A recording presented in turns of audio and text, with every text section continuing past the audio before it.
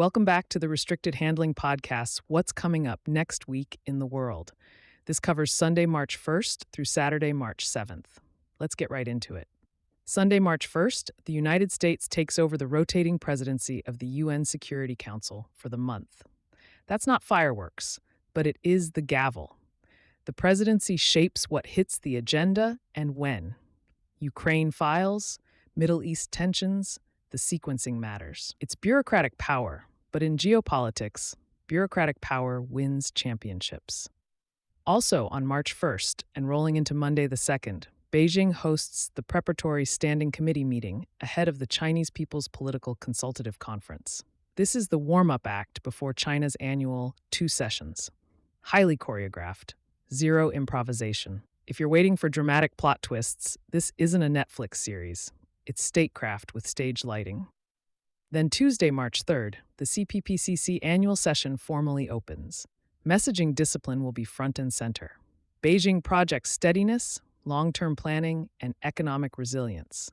Think less shock and awe, more, we've been planning this since 1998. Wednesday, March 4th, the National People's Congress opens. This is the real institutional heavyweight.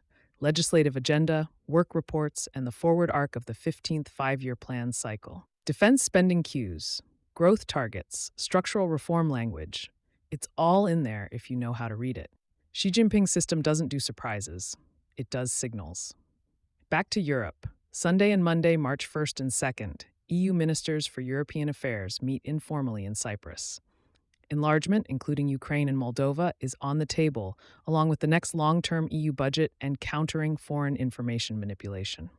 Translation: how much staying power does Europe have, financially and politically, to support Kiev while insulating itself from Moscow's information warfare habits?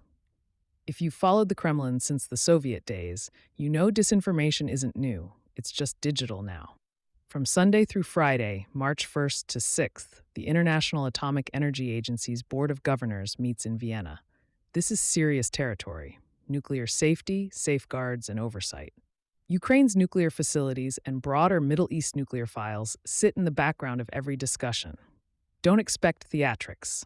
Expect dense diplomatic language and carefully worded statements.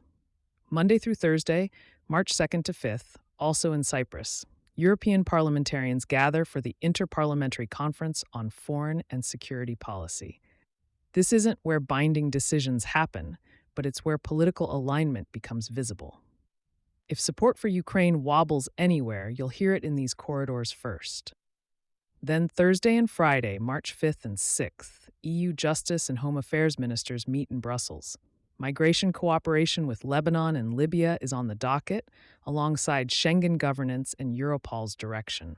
And on Friday specifically, justice ministers address accountability for crimes committed in Ukraine, the ongoing effort to build the legal case history of this war. It's methodical, it's slow, and it's designed to last longer than any single news cycle. Friday, March 6th also brings U.S. labor market data, the Employment Situation Report. Now, yes, that's economic, but markets react instantly, and financial conditions shape defense budgets, sanctions policy, and strategic risk appetite.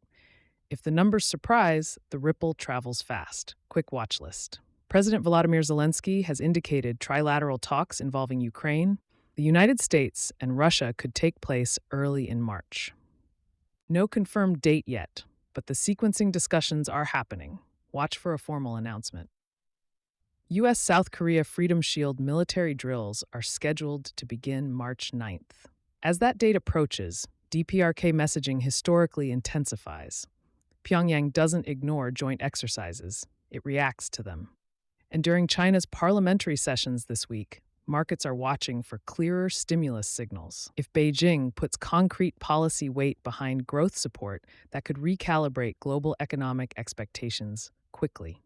That's the board for March 1st through the 7th. Thanks for listening and being part of the RH community. Please take a moment to leave a 5-star review. If you want to see some changes, email us at info@restrictedhandling.com. We also publish a daily written intel brief on Substack, where you'll find even deeper coverage of Russia and China, along with insights on Iran, the Middle East, and the DPRK.